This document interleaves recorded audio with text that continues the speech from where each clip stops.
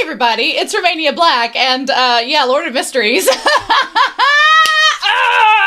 I am ready. I am ready to dive in episode 4 because episode 3 was freaking amazing. I loved it. I'm so excited. I'm so excited. I'm so ready. But I'm going to warn you all, we're going to have timestamps in this video because I have a lot to talk about in this introduction. Not only between the comments that you all have left me that have been very helpful and given some clarification, but there's been some fan art shared in the Discord that I feel is worth noting and pointing out before we begin. And I had meant to talk about a screenshot that I had taken during editing last week that I didn't get a chance to talk about. So we're just going to go ahead and dive into those screenshots as well as that fan art on Discord first and just get that out of the way before I forget about it again because I'm too excited about this show. So I took this screenshot from old Neil's class of the Antigonous family puppet, artifact 2049. I didn't get a chance to talk about it last week because there was just so much. So I'm going to talk about it and read the screenshot here because it just like old Neil was like, oh, here's some info, and then ran past it. And I was like, what are you doing? So it says, it looks like a puppet. This sealed artifact has the property of being alive. That's terrifying. It's able to control living creatures like puppets within a certain range. It preferentially affects humanoid creatures within 5 meters of it. The closer they are, the more likely they are to be selected by it. The selected ones will have slow thinking, stiff bodies, and sluggish movements. Whenever 2049 encounters a descendant of the Antigonous family, even if only a trace of their presence remains, such as like with the coat that Klein had, he will become extremely excited and his abilities will be significantly enhanced, with the number of people affected rising to 2 each time. To deal with the dangers posed by 2049, the following measures can be taken. When more than 3 people use 2049, they can do the flexion and extension exercises of radio gymnastics to let their companions find out whether they're being controlled, and they can wake each other up. So there you go. Just some information about that damn puppet. Some people were like, oh my God, he's so cute. I was like, in what world? But you know what? Cuteness is subjective. We shouldn't judge people based on their preferences. The second thing is, Truck, I believe this was Truck. If it wasn't Truck, I am sorry. I have completely, it was Truck or maybe it was Asina. Was it Asina? Someone has shared in the Discord some birthday pictures. Y'all know who you are. Thank you for this. But they only shared it for 3 characters, but I think it is important to note these 3 characters and their birthdays because the pictures are amazing. First, we have Leonard Mitchell. His birthday is on Valentine's Day. Can you get more romantic? I think not. The roses, the strawberry cake, the reds. He looks like a Don Mai love interest. I'm obsessed with him. Also, Aquarius. Go for you. Go for you, Aquarius. I really like this shot. This is straight out of a magazine. This is my aesthetic. The black, the red color pops, and then the contrasting green. Oh, it's Vogue. Oh, it's fashion. Oh, the chessboard, and then the boxes, and then the classy like hat box there, and then the green tints with his coat. This man with his come hither look, the emerald above the red with the rose and the thorns and the little fern leaves. Oh, making this my new background, trust and believe on my computer. I freaking love that. That is just, love it. So then you have Klein. Klein is a Pisces, born March 4th, like the day before my mom. Interesting. He's a Pisces.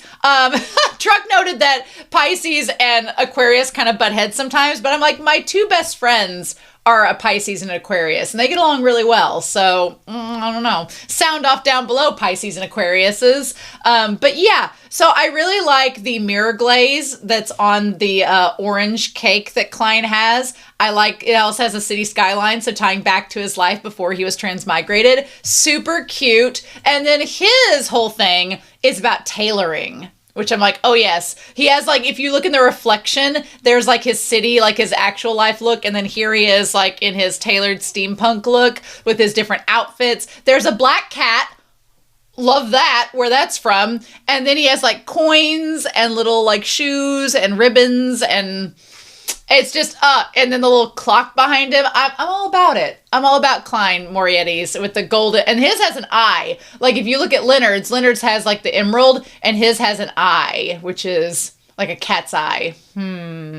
Curious indeed. Then we have Vincent Moretti, which is the baguette-loving brother of Klein Moretti, and his birthday is May 6th, 2 days before mine. Fellow Taurus. Taurus represents solidarity. Love that for him.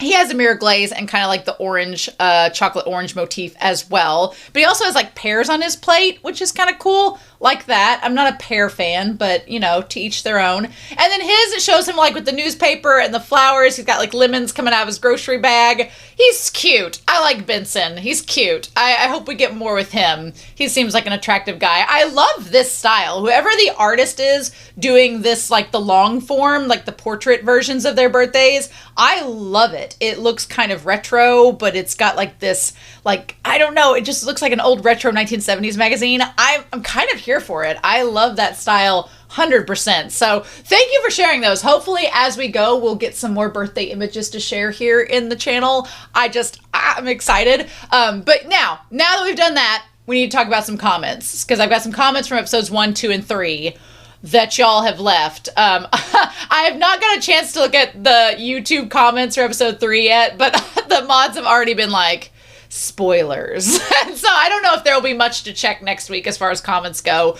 We'll see. We'll see. Someone was like, I really wish that you would do more than one, like an episode every other week. And I told them on the Discord, I said, look, with my schedule and my vocal cords, I need the weekly break from Lord of the Mysteries, and my brain needs that break. But I am intending, when season 2 happens, I'm intending to do it every week. I may have to clear out my schedule when that comes to have enough brain power, but that is the plan. That is the plan. Like right now, for season 1 and the OVAs, I'm doing every other week. But once we get to season 2, I am planning every week. We will see how that goes.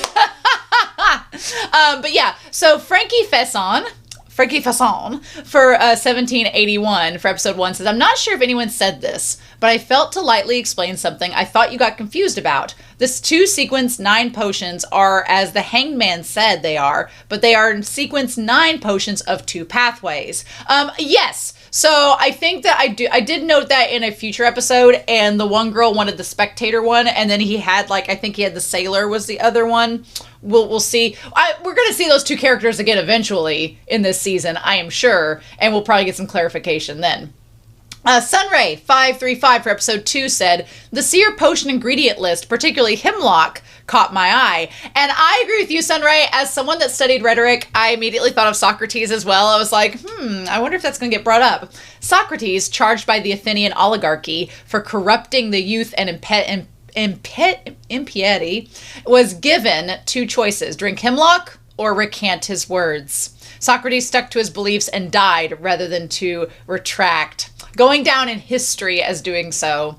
Socrates was known for making the Athenian young men think by asking questions, such as what is good in part of dialogue Gorgias. Good on the surface is a word that everyone assumes has the same definition, but as each man provides his definition, their definition does not hold up sufficiently in many scenarios, and many became frustrated with Socrates and his method. A chair is a chair. I mean, you know, it's one of those situations where I love this note of Socrates to be like, what we define as good varies per culture, per person, per background. And people were like, what? Open-mindedness and expanded thinking.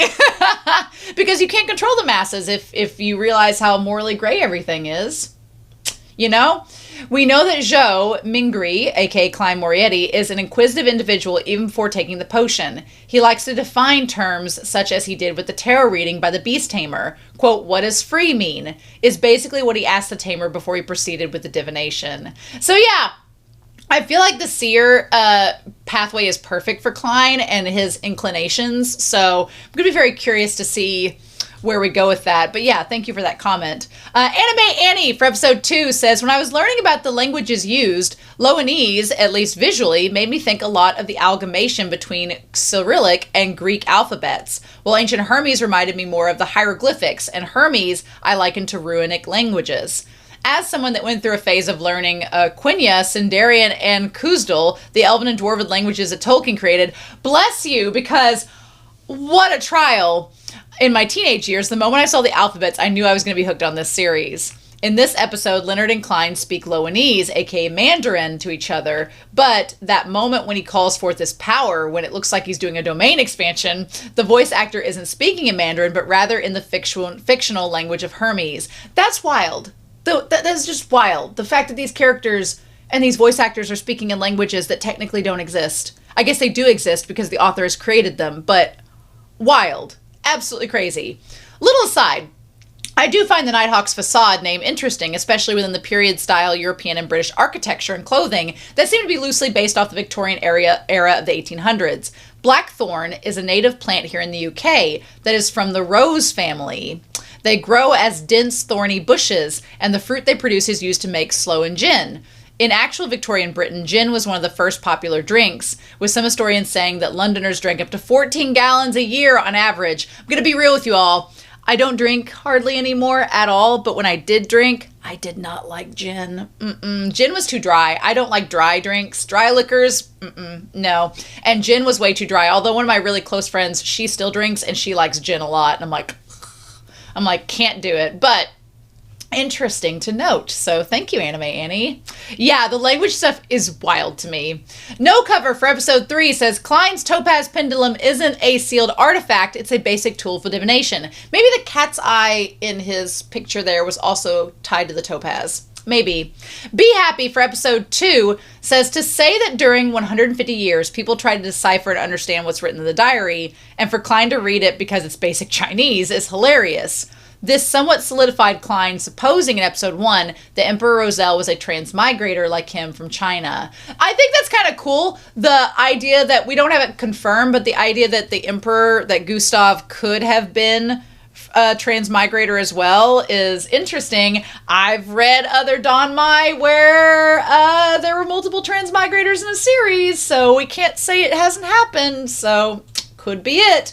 And then finally, Be Happy for episode 3, along with Truck and No Cover, they both talked about this as well, said about Klein's confusion when interacting with the clown. Thank you for clarifying this without spoiling. Love that. Klein was confused because the clown, as a former seer, must have divined to see if interacting with Klein was safe, or if he was still immobilized, and determined it was safe because he engaged him. So Klein thinks that the false divination results the clown got were due to the influence of the gray fog realm, as Klein was spiritually there when the divination happened. So basically, Klein's like, okay, me going into this other dimension possibly threw everything off, so we're just going to roll with that. But I could understand his confusion there. And then this has been confirmed as well. Klein is not a clown at this point. He got the name of Sequence 8, but that's all. He's still a seer sequence 9 because to advance he needs the name, but he also needs the potion formula to drink, and the Nighthawks don't have it. So that was my big holdup last episode, was I heard him hear the clown say the name of the sequence 8, which is, I'm assuming, the clown, but I thought because of the translation error that he somehow had drank the potion. I was like, when did that happen? I was like, I've been paying very close attention. When did that happen? So he's not drank the potion. He's still a Seer 9. If he gets the Sequence 8 potion, boy is gonna like bump up a bit. As you'll see, I'll show you all Conspiracy Board Sama when the reaction's over for episode 4, but I've done a lot of transcribing the last day, so we're gonna talk about that when we get to it, but that clears things up. So our boy is still a Sequence 9. Good to note. Good to note. So again, thank you all so much. Thank you for bearing with me as I preface this episode because there's so much to go over. But thank you all so much for your kind words, for your comments, for supporting me. This series is so much fun. Some people have been like, you're an amazing reactor for this. And that's a big ego boost. I was like, okay, thank you. I feel like this show is right up my alley because it's all the genres that I enjoy and the mystery is so crazy. And then Old Neil is my best friend. I probably would not be as excited if I did not have Old Neil to help me because he does a lot of the legwork. I look at Old Neil's videos and I'm like, oh, we got this. Great. So we actually have episode 4, a Chibi short, and an Old Neil lesson. So I'm super excited. So let's not waste any more time, y'all. All right, I'm so excited. So we're going to dive into episode 4 of the Lord of Mysteries, Lord of the Mysteries. And we are going to do that here in 3, 2, 1. And let's see what we get, y'all.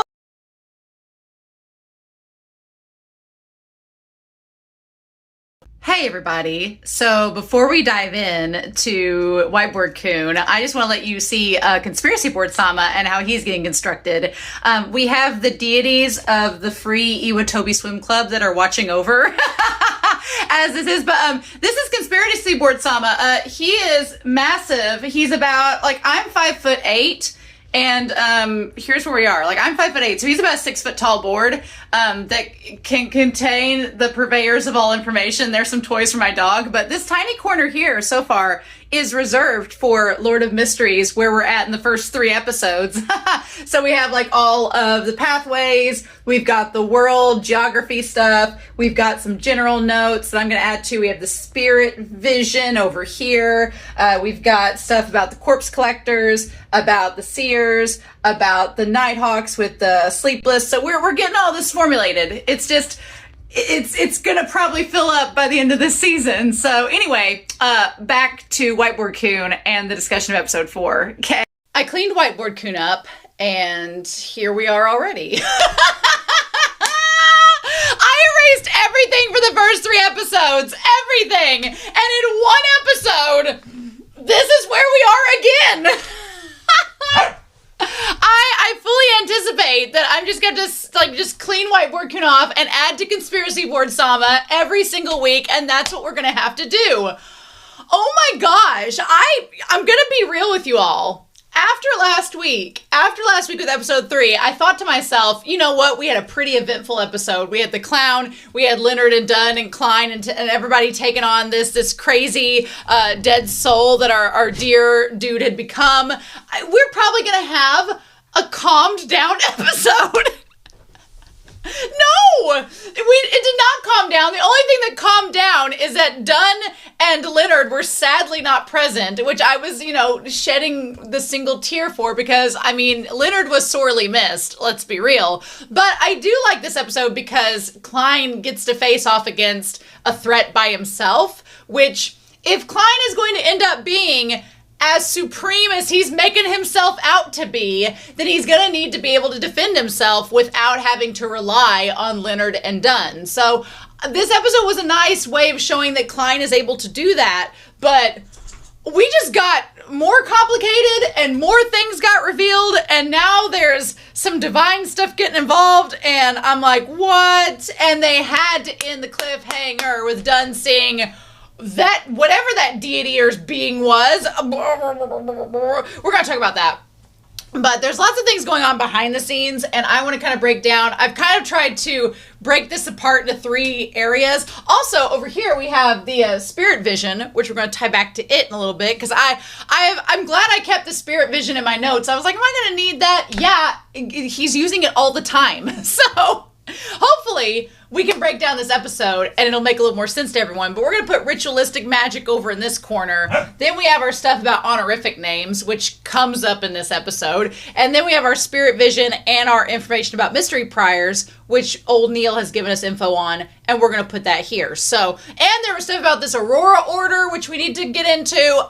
There's a whole bunch that I have not even added to Whiteboard-Kun yet because we have to go through the episode. So there's that. As soon as we touch base on each of these, we will note what is going on there. But we need to get this started. I thought this was going to be a calm episode. I really sat down and went, this one's going to be a little more low-key than last week. Nope. Sure wasn't. So here in 3, 2, 1, we need to start out this episode. I did figure out that when you click the skip intro, it doesn't even skip past all of the opening credits before you get to this tree. So Crunchyroll, fix that. But anyway, so we have this new character show up, and I'm going to use, we're going to use the black marker.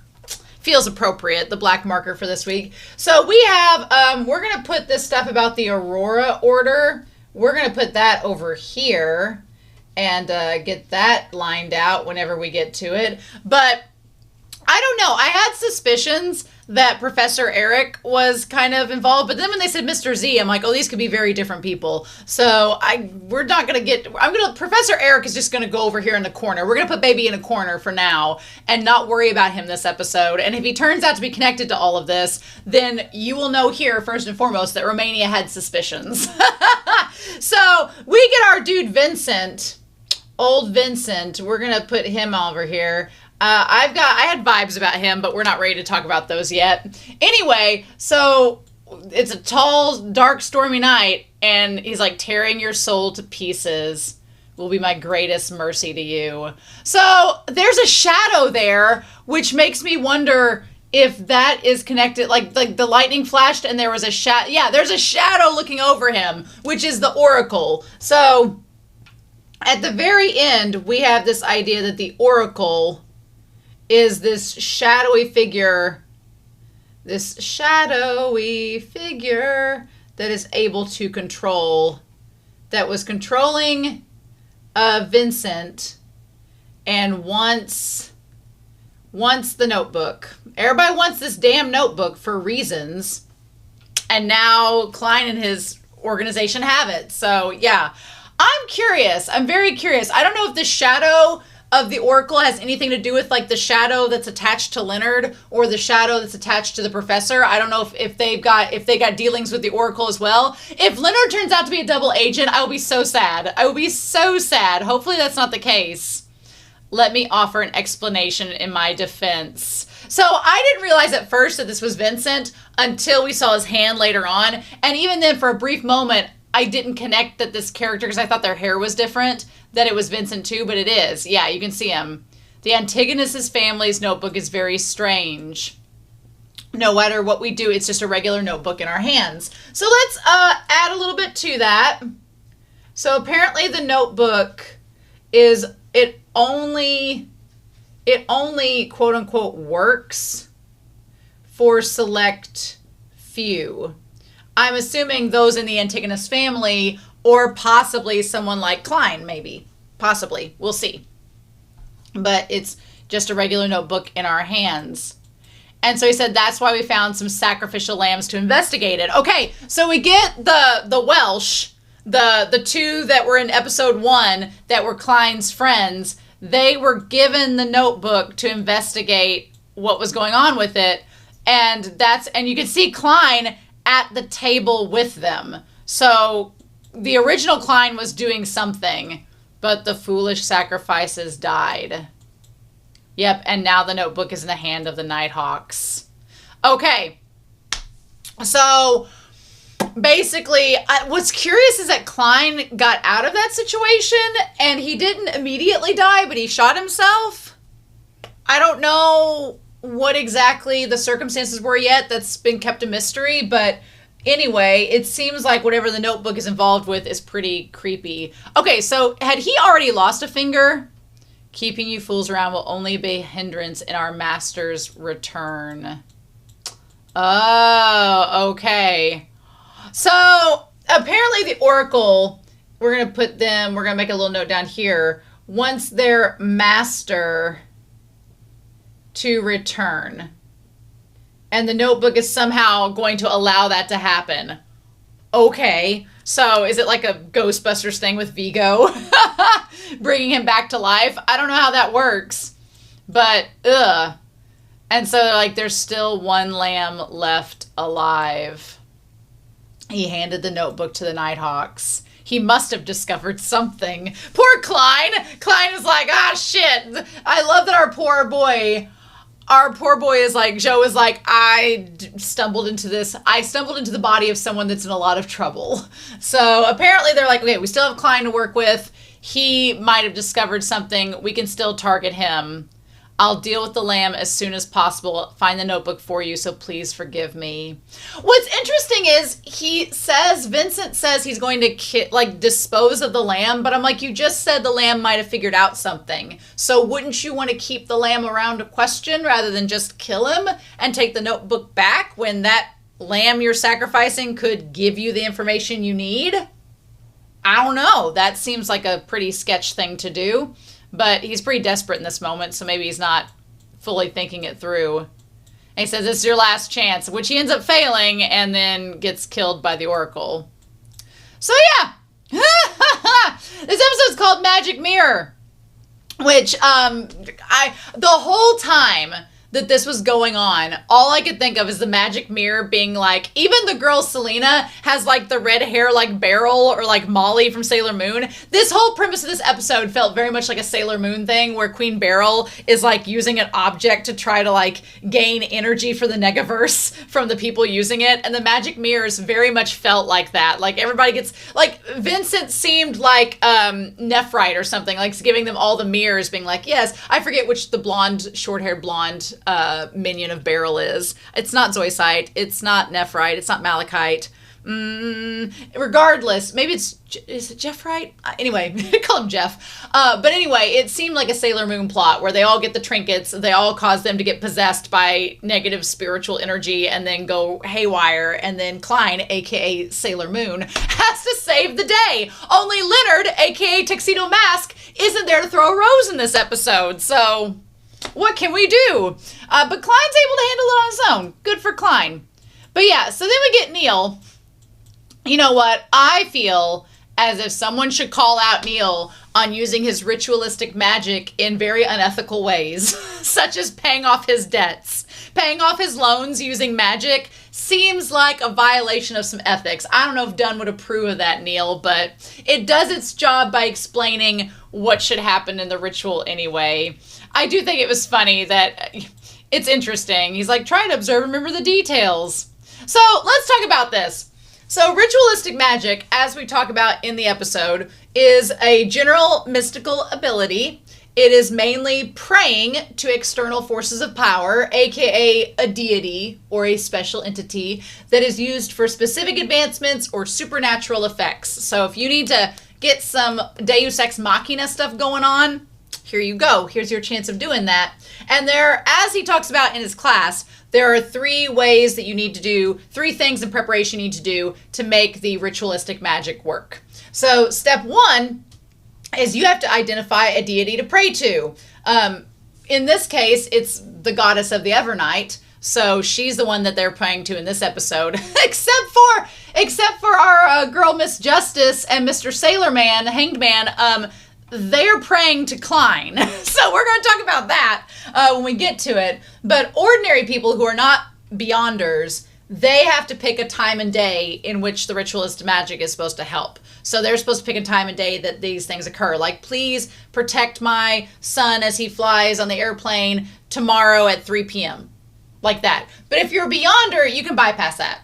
You're a Beyonder, you got spiritual connections. They'll figure out what time and day you want this to happen, right? Now, you need to identify specifically who you are praying to, and you have to be very careful, because if you are praying to a quote-unquote evil god or hidden entity, it is extremely dangerous. I question, like, what the evil god would be, because the goddess of Evernight, she's not framed as evil. She's framed by literally everybody in Lowen as being good. And everybody's praying to her in this episode, so I'm assuming she's good, but she's kind of the goddess of, like, night and, like, things that happen skirk in the shadows. You would think that'd kind of be considered ominous, but an entire country prays to her, so can't be all that bad, apparently. But it just feels like you'd be praying to Hades in a way, and I don't know. The world building's interesting on that. But if you accidentally pray to a hidden entity that you don't know, or that is evil, or is wanting to corrupt you, then you very well could be lured, corrupted, or lose control of those evil spirits, which seems to happen to Selena and the girls. They're like looking at the mirror as this divine entity, and then it ends up corrupting them. So there you go. You get that going on. So he said, wall of spirituality, a closed environment created by using spirituality that prevents external interference. So one thing that is talked about is you have to have a clean and sterile environment. So you need to set up a wall so you will be undisturbed, or prevent being watched by hidden beings. Those 2 eyes at the very beginning, they seem like hidden beings. I don't like that. I don't like these hidden entities watching from the shadows. Nope, not at all. And what kind of freaks me out is that in this scenario where Neil does this with Klein, he puts up the wall so that no entities can watch him, asking the Evernight goddess to give him 30 pounds. He does that. But then later on, Klein doesn't really, I don't think Klein sets up the wall because I don't think he has time. I think that he just has to do the ritualistic magic in the moment because that's all he has time for. But in doing that without putting up the wall, I feel like he opened himself up to being watched. And others are taking note that Klein is in this world and has these abilities. It just seems a little ominous. Just seems a little ominous. Maybe it's just me. Just seems a little ominous. I'm just saying.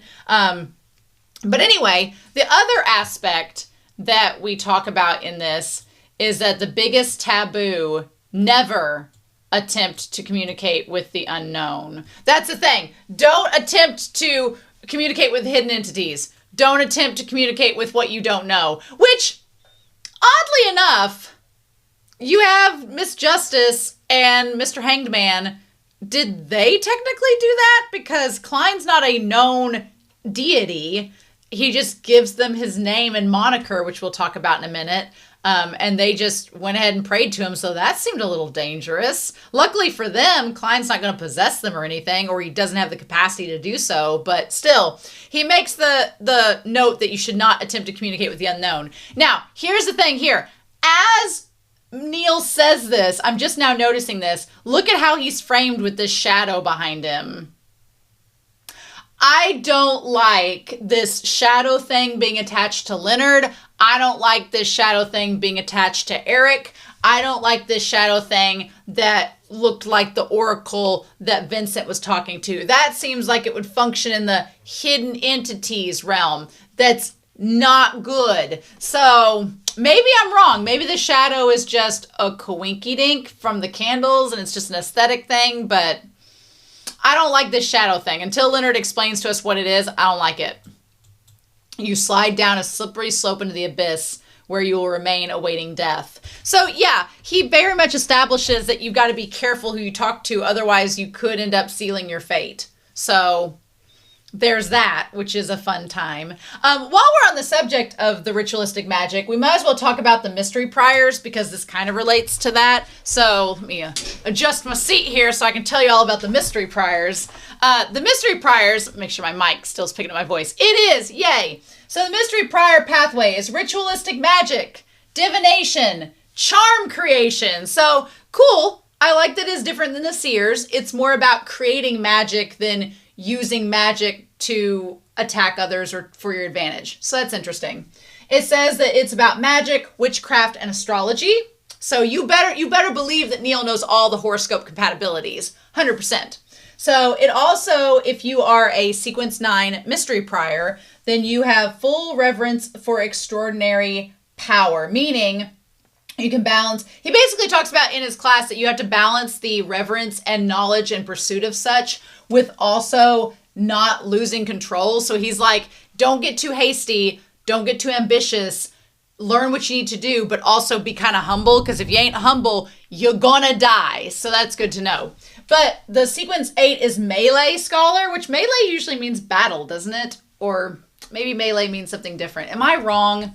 I'm going to look up Melee really quick because I'm like, I don't want to. I'm thinking Smash Brothers Melee. A hand-to-hand fight or struggle amongst several people.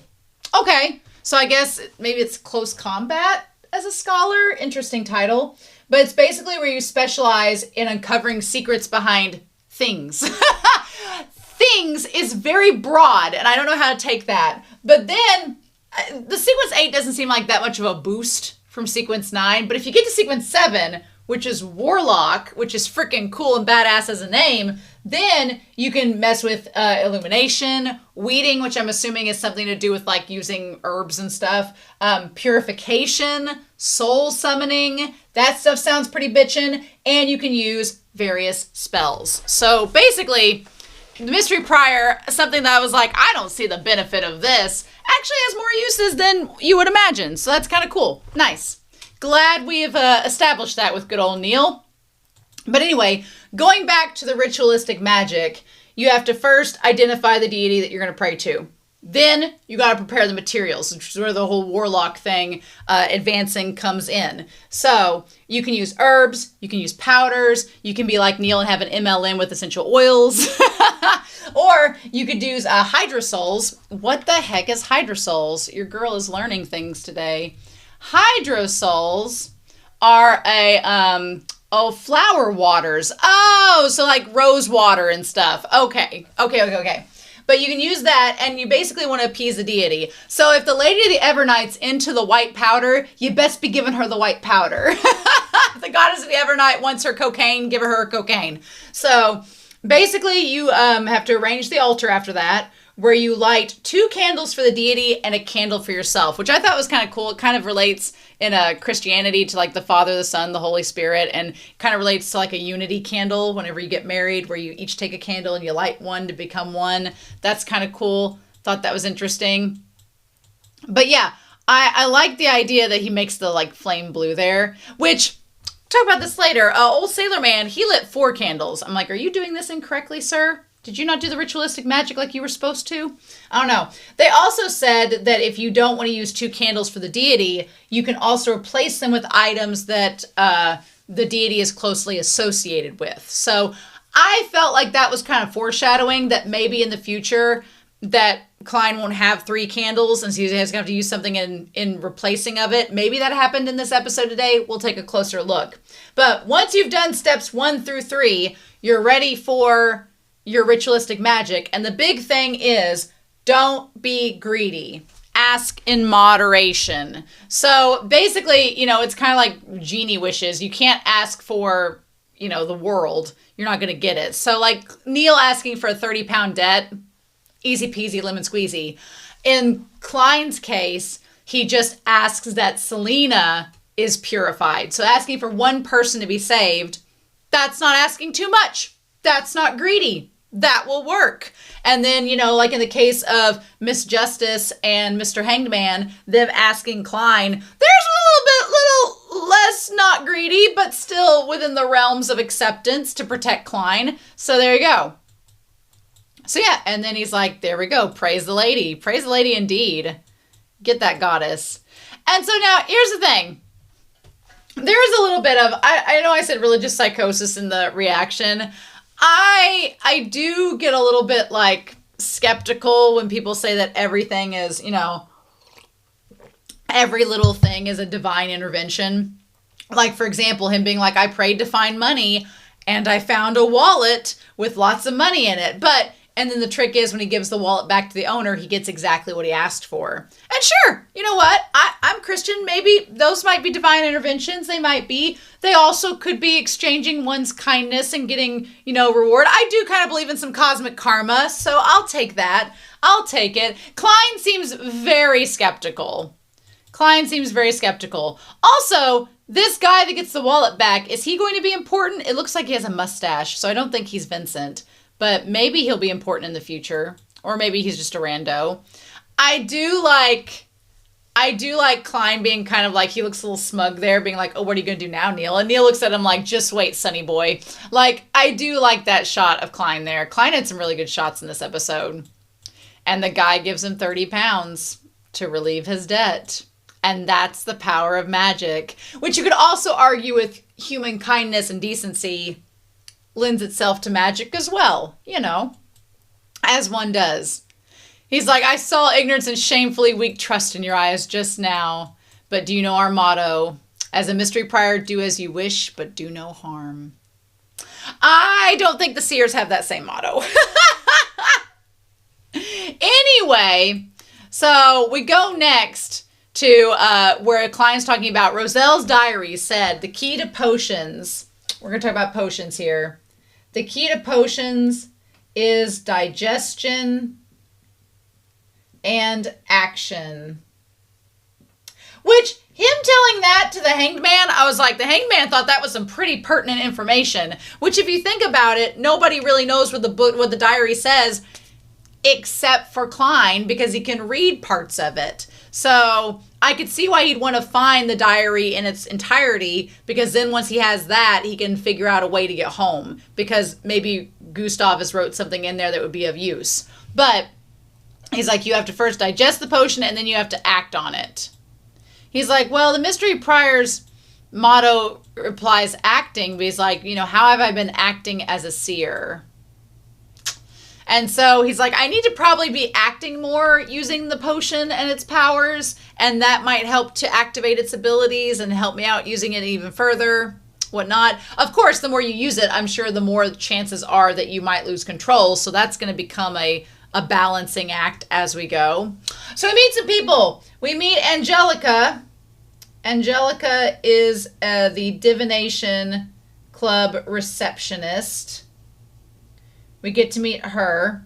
She seems nice enough. She's like, you seem like you'd be interested in divination. Want to join our club? And he's like, well, this would be a nice advantage to practice. And there's Vincent up in the window. Gotcha. So yeah, so this guy gives him the prediction that's inverted. You won't make it back to your desired location anytime soon. But you might make it back eventually. So then we meet this guy, who, I want to get his name properly, as he's coughing, poor man. Okay, so he uses his powers of sight to see what's going on. And we're going to look over here at the handy dandy spirit vision to see what's going on. So there is around like his hands, there's passion and excitement because he just got money. There's some calm right here by his chest, but then up towards his head, there's more like darkness, worry, and sorrow towards like there's a spot by his head. Yeah.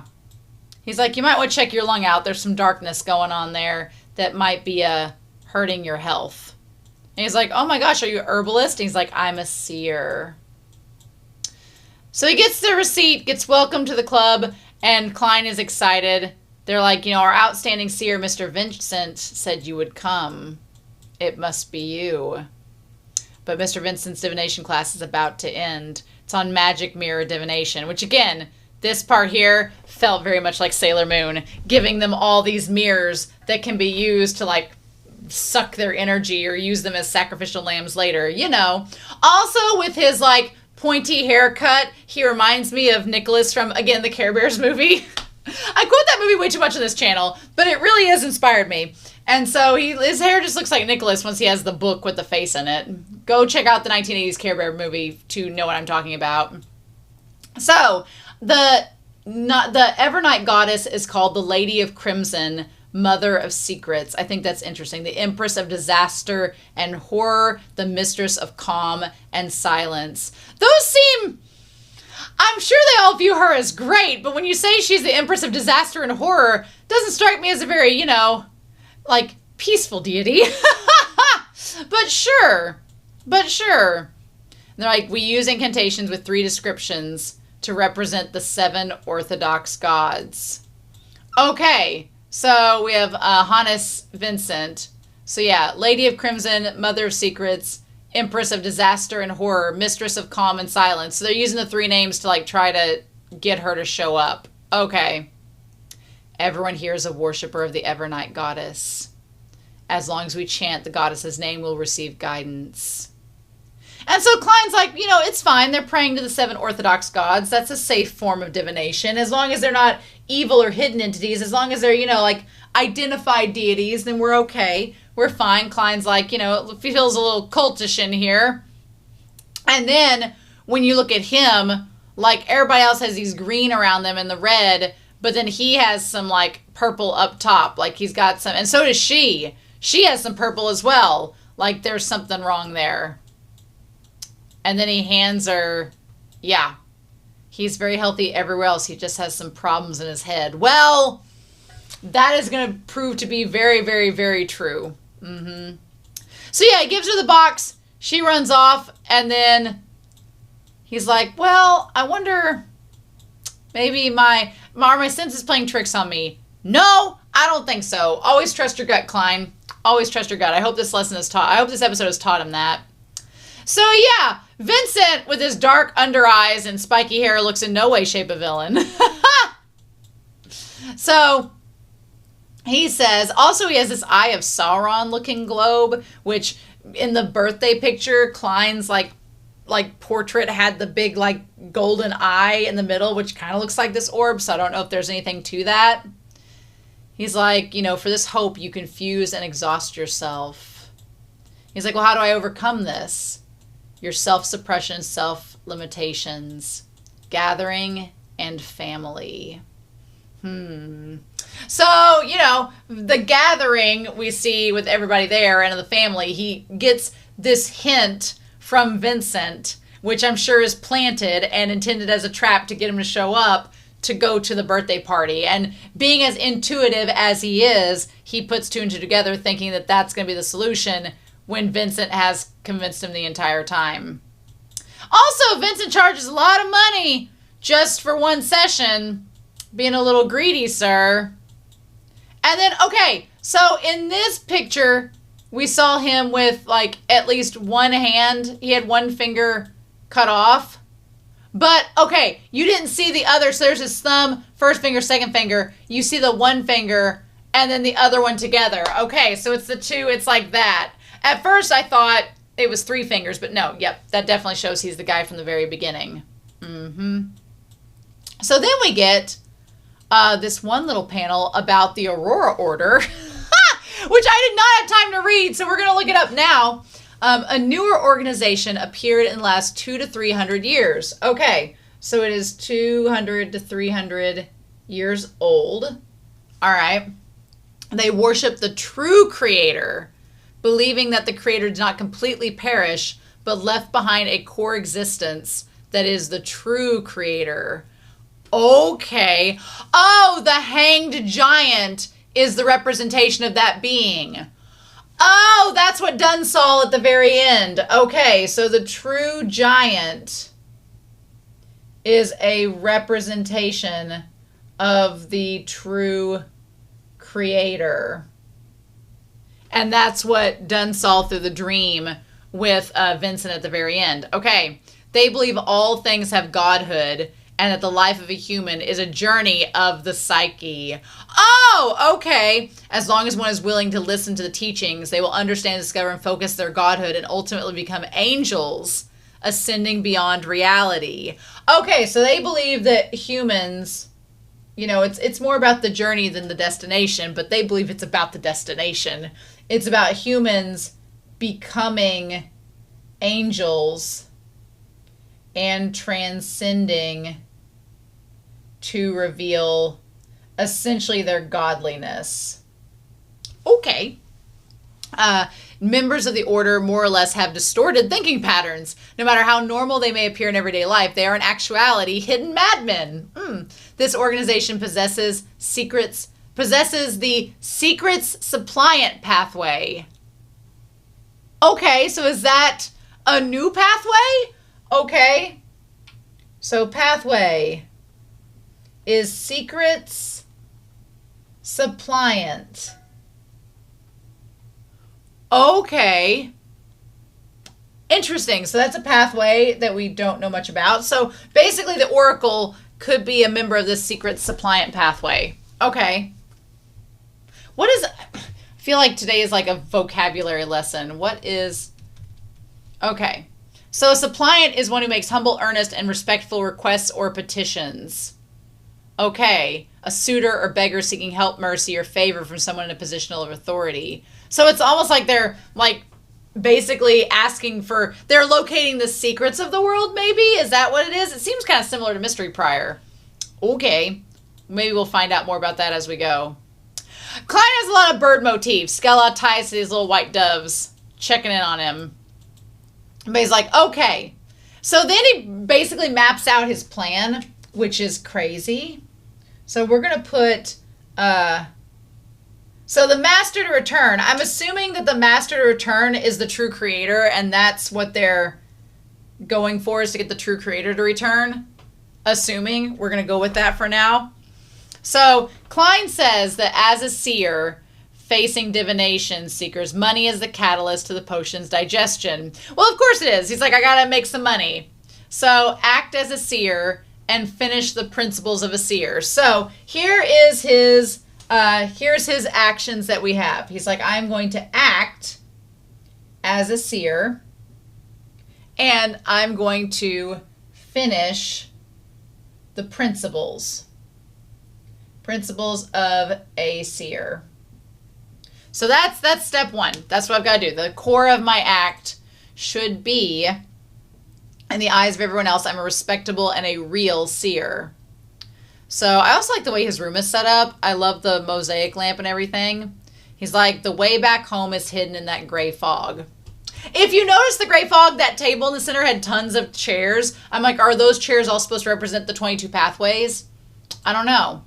I want to use the gray fog's power to return to Earth, and I have 2 paths that I can map out. So he says that in order to return home, he is going to have to, it's above the gray fog. And then he's going to try to use the fog's power. Well, dude, if you became an angel, you could fly above the gray fog, but I don't know how that's going to happen. Okay. I also like the cleanliness of the way that they animate him writing is really, really good.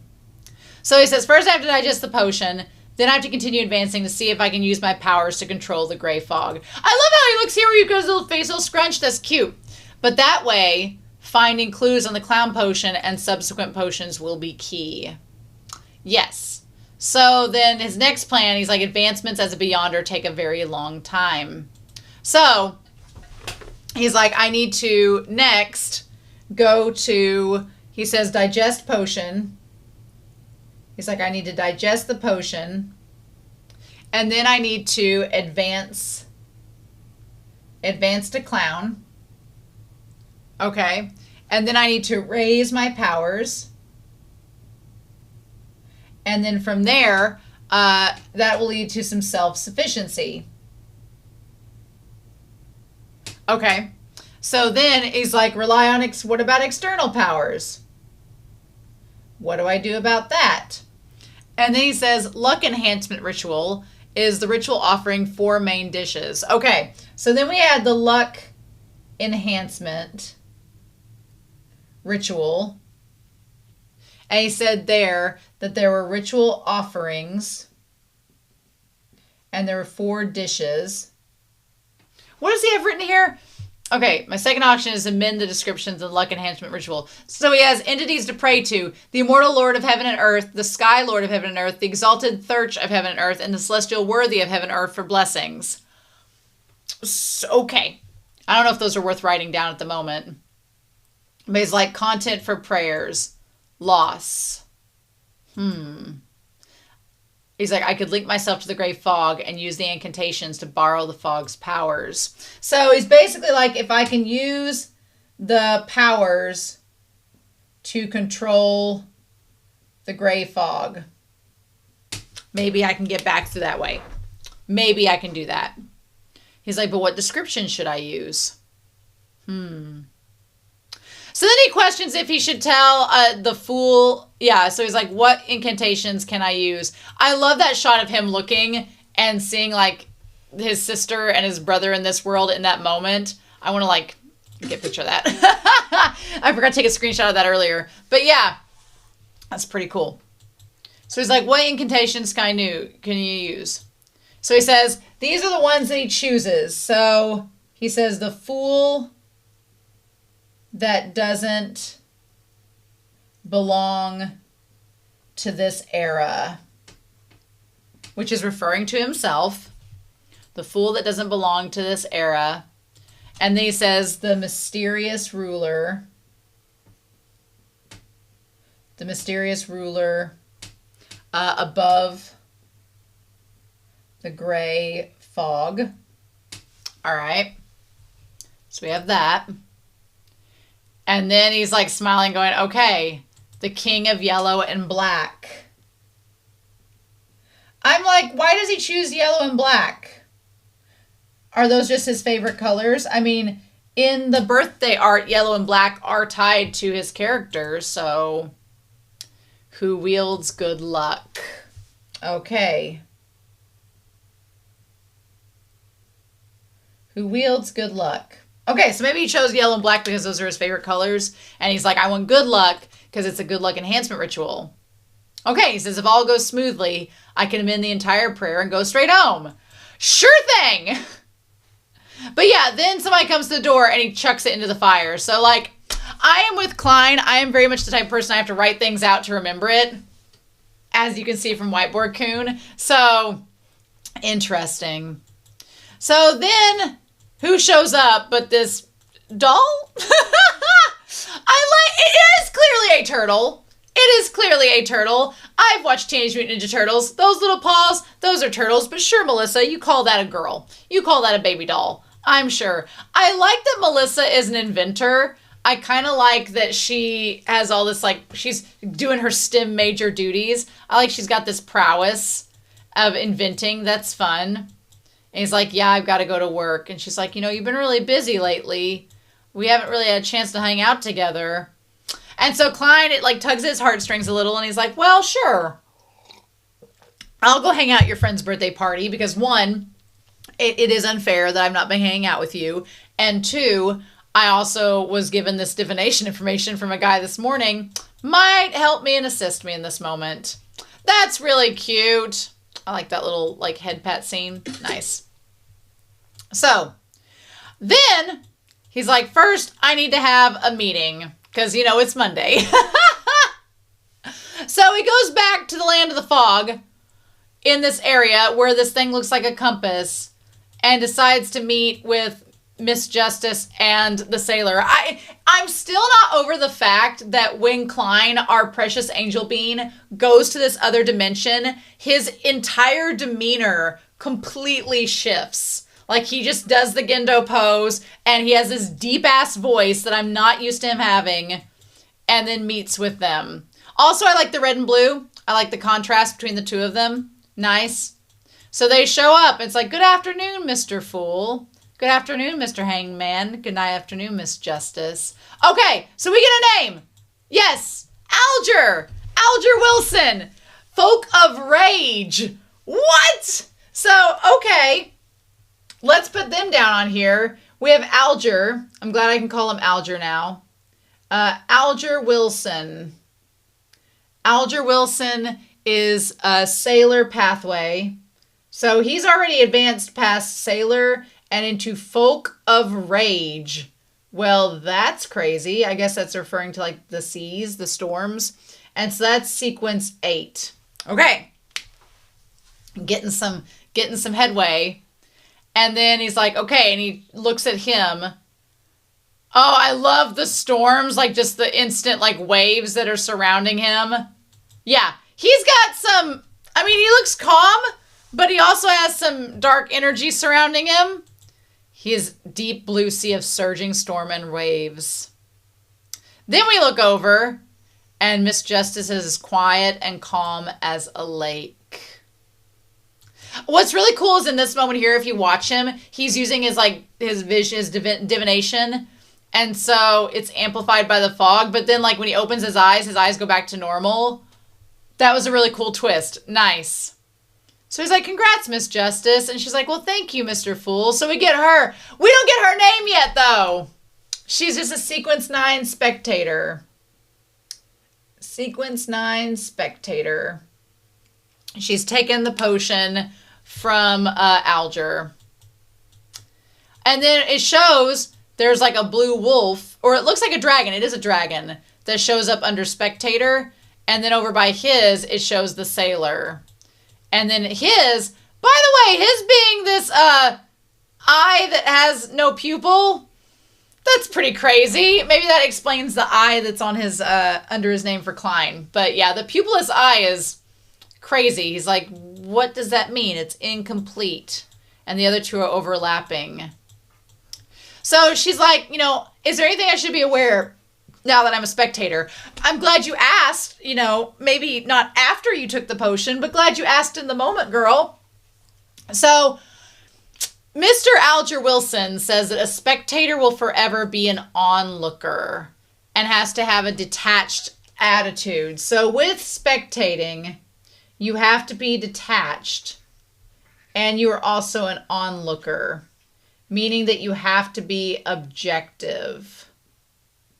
Guess it's kind of like a dragon lording over its gold or something. It's like, I don't care who you are. If you're trying to take my gold, I know how to, spectate calmly and with objectivity. I love the shot of all the wires and strings like connecting the faces and the masks that people wear. You can grasp at true thoughts. So basically, she can look past the mask that people are waiting. If she uses her powers objectively, she can look past what facade they put on and figure out their true colors. That could be very handy. That could be a very handy ability to have.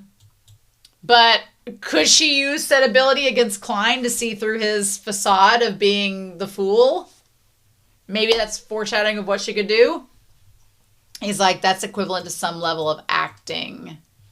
You have to grasp the potion's power and tap into what the name represents. The meaning of the potion lies in the name, such as spectator.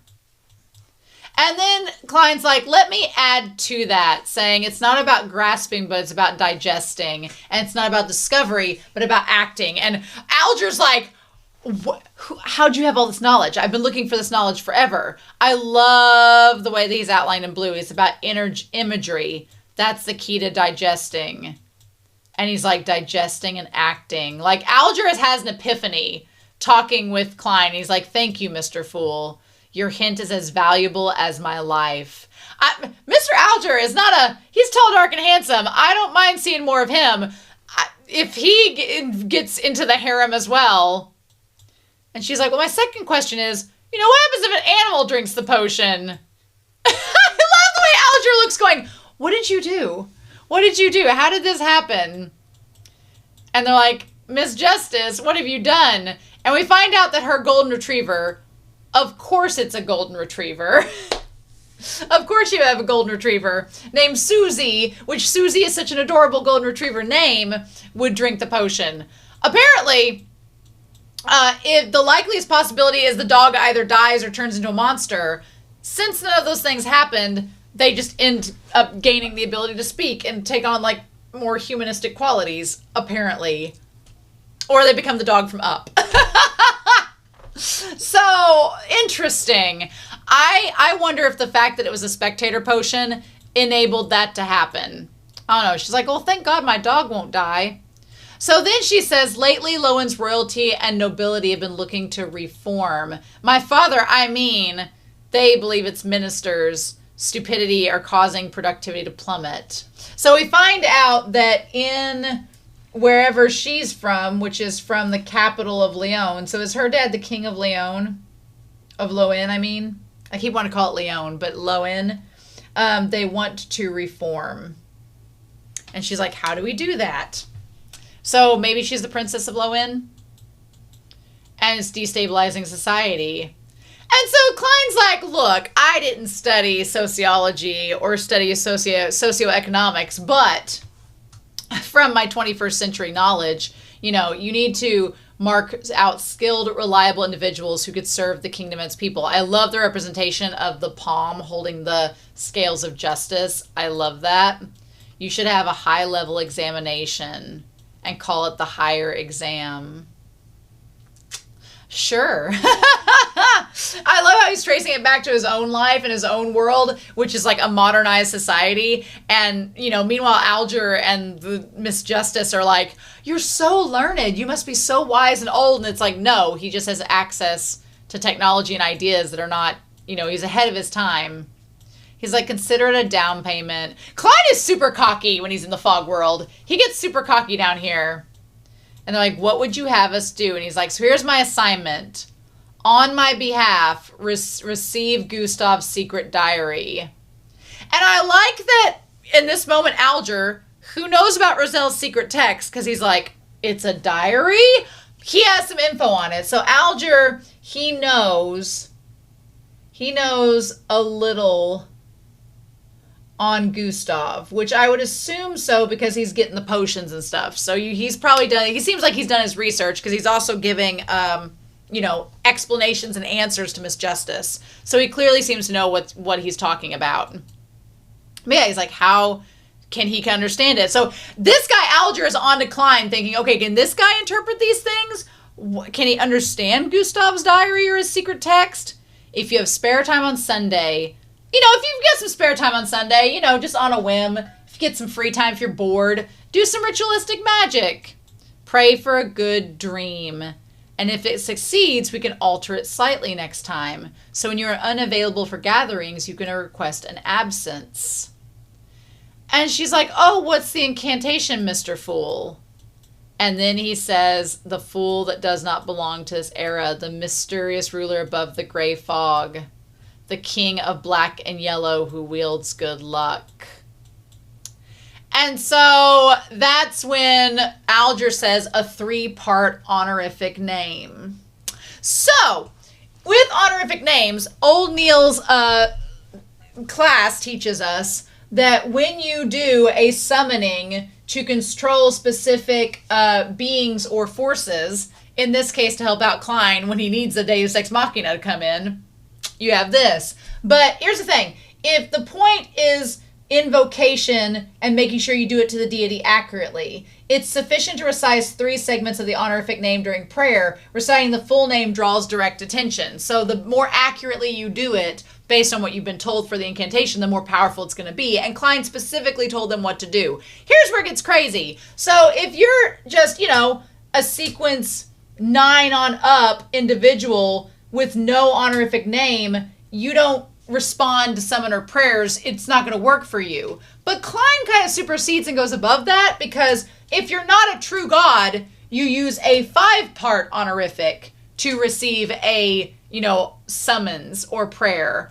Klein just goes right ahead and says, here's my 3-part honorific, which are normally reserved for just true gods or certain special beings. So Klein is making himself a certain special being in this world. And Alger's thinking, does this mean you're a god that we're talking to? Like, what is this? Because otherwise that'd be highly blasphemous and would never work. But it works in this episode. So Klein is, the Mr. Fool is an entity almost equal to the 7 Orthodox gods. I mean, you're willing it into existence by doing it. Klein is tampering with some serious magic here. He's tampering with some stuff. He's like, if ritualistic magic could be directed upon him. I really like how in this moment Alger grabs his arm, he's like, are we talking to an actual deity? This is pretty terrifying. No, you're talking to a transmigrated 21-year-old. Or however old he actually is. He could be an entity that's ancient, concealed, and horrific. Or he could be a cute little bean. But it's wild that they believe that. Yeah, no. Look how smug he is. Klein is so smug in this moment. He's like, I'm working the system. I'm playing the system. I'm so excited. Gustav would be proud. Gustav would be proud indeed. So yeah, he's like, remember to perform the ritual on Sunday. And they're like, sure beans. And then as they go. So yeah, then he taps back in. He's like, now we just have to verify it. Sunday's my day off. That should give me time to deal with anything unexpected.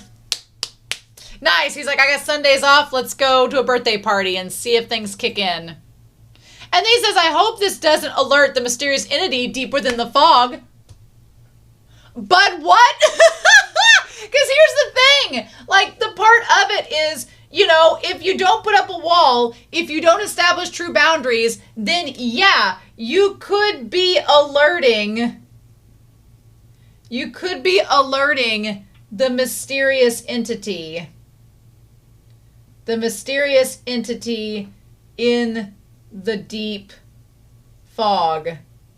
Yeah, you could be. And that deep entity could be like, why are they praying to you? Why not me? What are you mortal doing? Klein, you are playing with fire, sir. Playing with fire. Also, this family and its baguettes. I'll be quite frank with you. I love carbs. I love rice. I love bread. I love cakes. I love pies. I am a carb fiend. But damn, I don't think I can eat that many baguettes in a week. Benson, you just eating those just straight with the butter? Look at them. Look at them, how cute they are there. That's adorable. He's like, should I tell them my identity as a seer?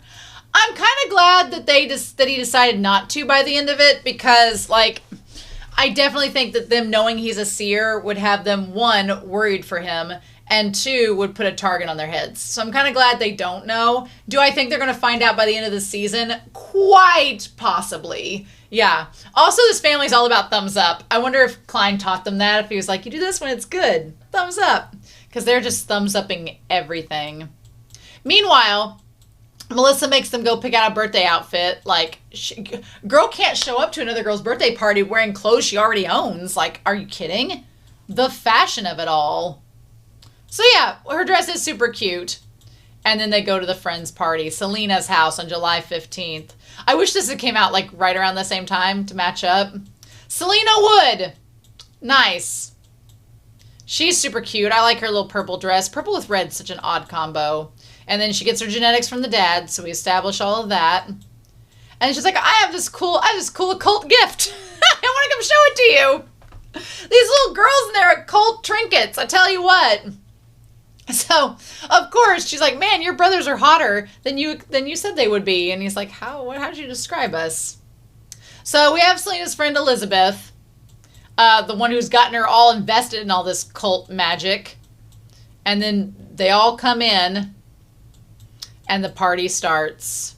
Mr. Hangman, has he already begun the ritualistic magic?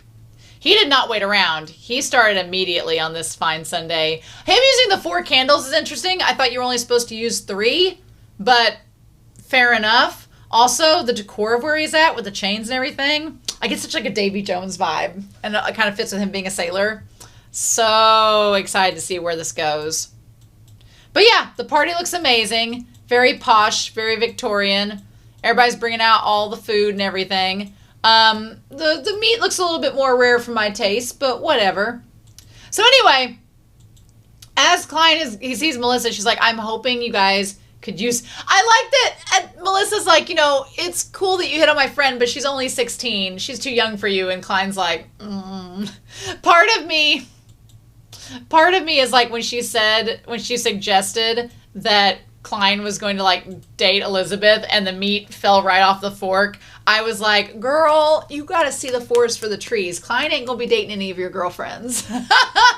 We can only hope. Let's not get hasty. I'm not putting this down as a Don Mai just yet, but let's not get hasty, but I'm hoping. Anyway, I just know somewhere Leonard is cackling and snorting somewhere. But anyway, so then this creepy ass Crimson Moon comes out. Everything's all pretty and cute until the Crimson Moon comes out, and then it gets crazy. And Klein is like coming up to check on Melissa. And she's like, we can use this mirror to connect to the spirit realm and use it for divination. Nope. And so immediately Klein notices that something is wrong. And the mirror, I like that the mirror is connecting 2 ways back to the mirror in Vincent's office. I like that it's connecting back to that. And God, that's so creepy. The red and greens. Accept the verdict of your fate. The idea of her absorbing the mirror is creepy. So creepy. Because then he uses his divination powers. Yeah. There's like the red there and then all the purple and black. But then yeah, at the last minute, there's something that appears. Yeah, that snake thing. Nope, not at all. And Klein's like, something's amiss.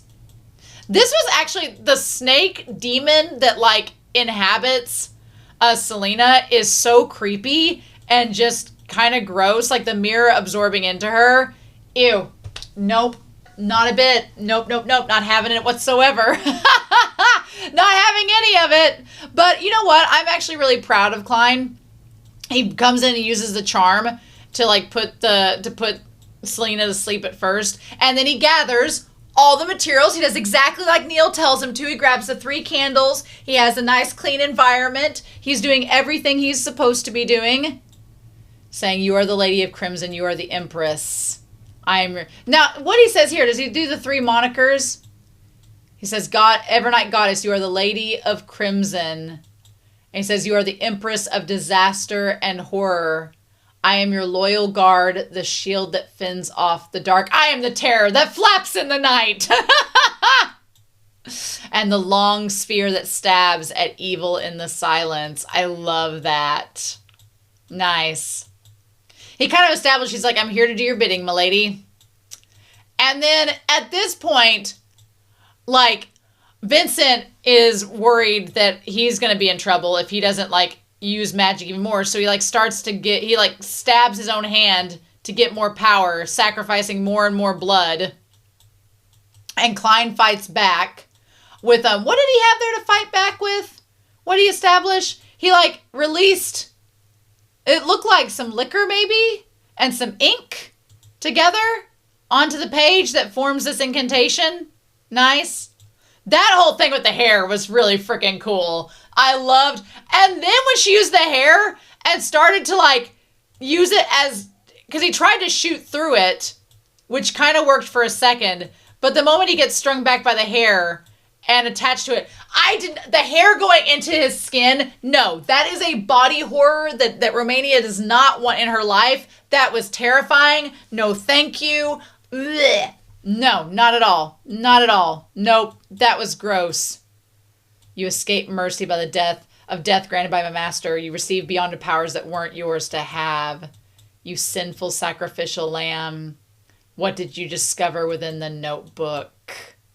And he's like, oh shit. Because yeah, she's suggesting that Klein should not have gotten the beyond her powers. What's in the notebook? And then he's like, oh shit, this is all connected. This is all connected with what I'm looking for. That, ew, the stuff with the hair in his skin, gross, don't like it. Nope, hate that. Hate everything about it.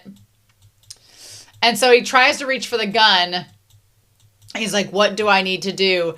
And then I liked in this moment that he saw Melissa and he's like, I need to try to save her. It's not just me getting the answers, figuring out about the notebook and saving myself. I also need to save my sister in this moment.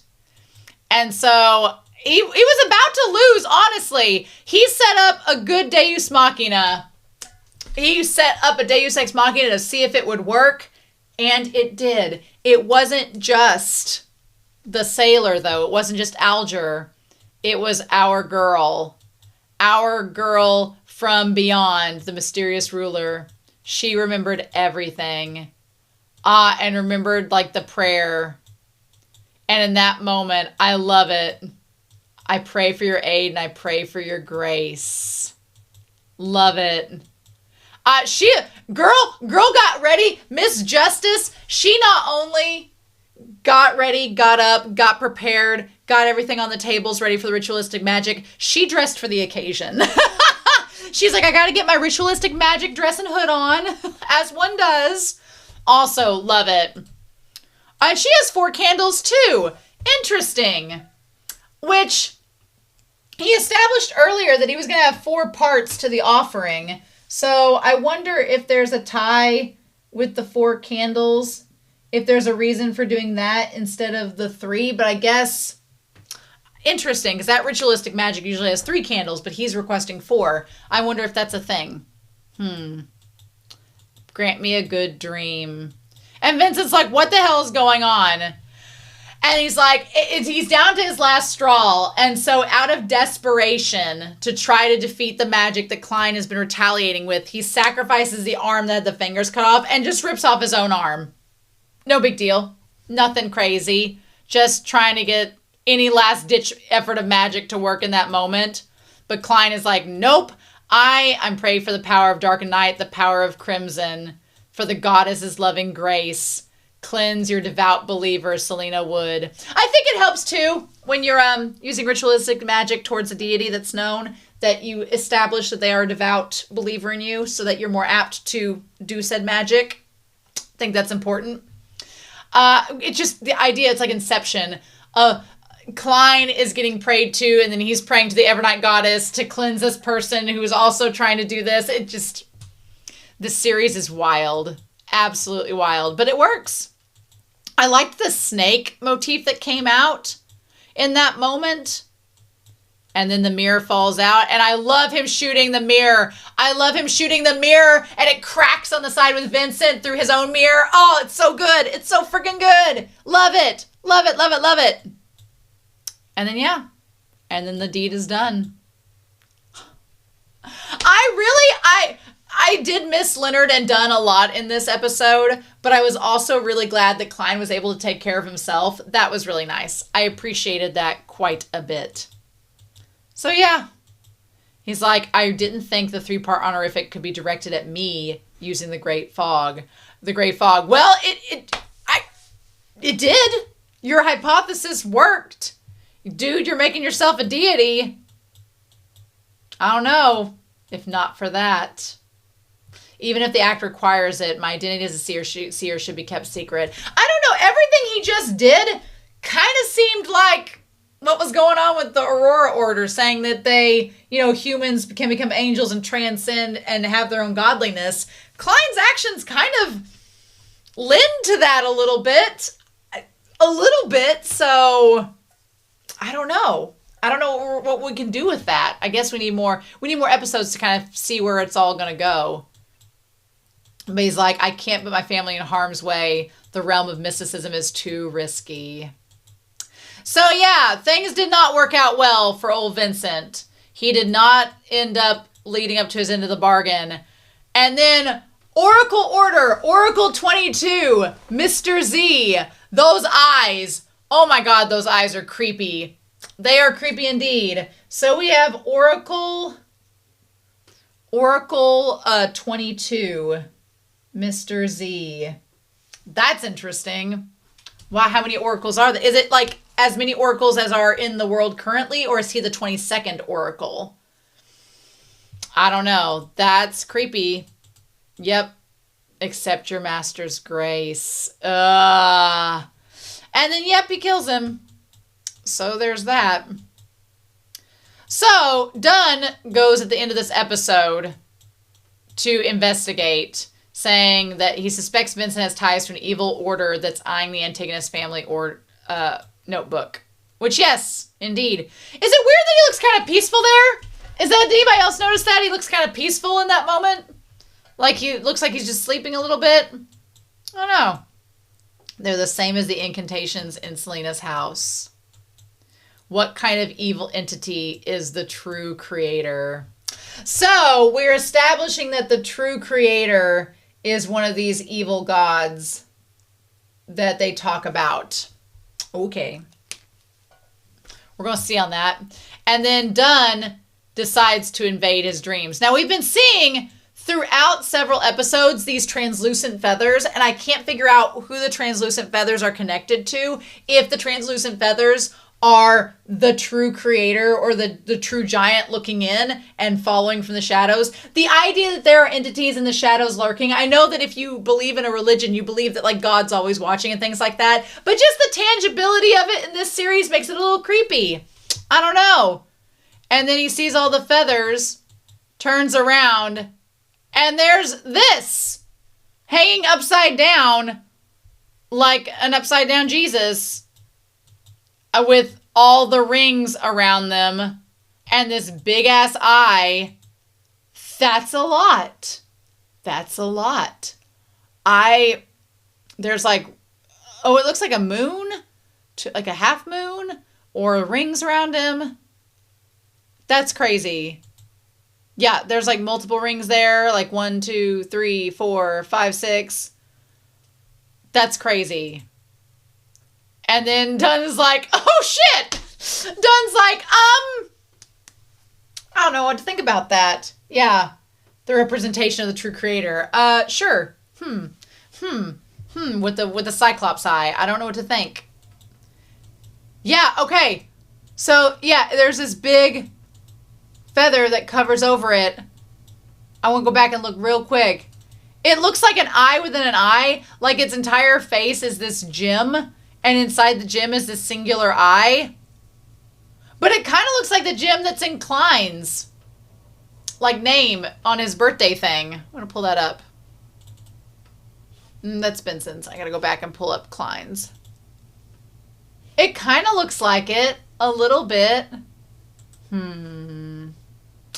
I don't know what to think about that, y'all. That's, I don't know. Anyway, at the very end of the episode, we get the Hall Estate at the capital city in Backlund, and girl is living like Becca Bloom over here. She's just got Susie, got all dressed up. The royal celebrations are about to... I do appreciate that, her servants were like, oh, you have to wear a new dress at every occasion. She's like, but I really liked my 17th birthday dress. Can I just rewear it? And they're like, oh, re-wearing the same dress twice? Anyway, she looks amazing. She looks gorgeous in the dress and gets all dolled up. Her hair's immaculate. And then her and Susie spin around. She's like, it's amazing, Susie. The ironclad ships have a test voyage today. We've talked a little bit about the ironclad ships in previous episodes and conversations. I'm wondering if our boy Alger is going to be connected to the ships. And that's when Susie says Dizzy. Why not have a talking dog? Why not? Why not? I also feel very sorry for poor Susie because Susie's like, I don't know, I'm just a dog. I don't know how this happened. Like, she's not gotten any smarter. She's just able to talk. I'm like, oh no. So now Miss Justice has a talking dog. Fun times. And she looks amazing. And I'm wondering if her and Alger are going to meet. That would be crazy. But I guess we'll find out. So, this is a lot. This is a very lot. There's a lot taken in this episode. Lots to go through. Now we have to worry about this Aurora Order and the Oracle, and on top of everything else, trying to get the notebook. Now there's this whole True Creator thing that's been added. It's a lot, but it's going to be okay because we're going to be able to digest it like a potion and figure it out. So in any case, I'm excited to hear your thoughts down below. Please spoiler tag if you have spoilers that you want everybody else to know about, but not me. And you can comment those down below. But otherwise, I hope you all have a wonderful week. Please stay safe. Take care. I've used up all of Whiteboard-Kun again. So I'm going to transcribe this stuff, add it to Conspiracy Board Sama, and be back next time in 2 weeks with episode 5 of the Lord of Mysteries. Lord of the Mysteries. And I'll see you then. Bye.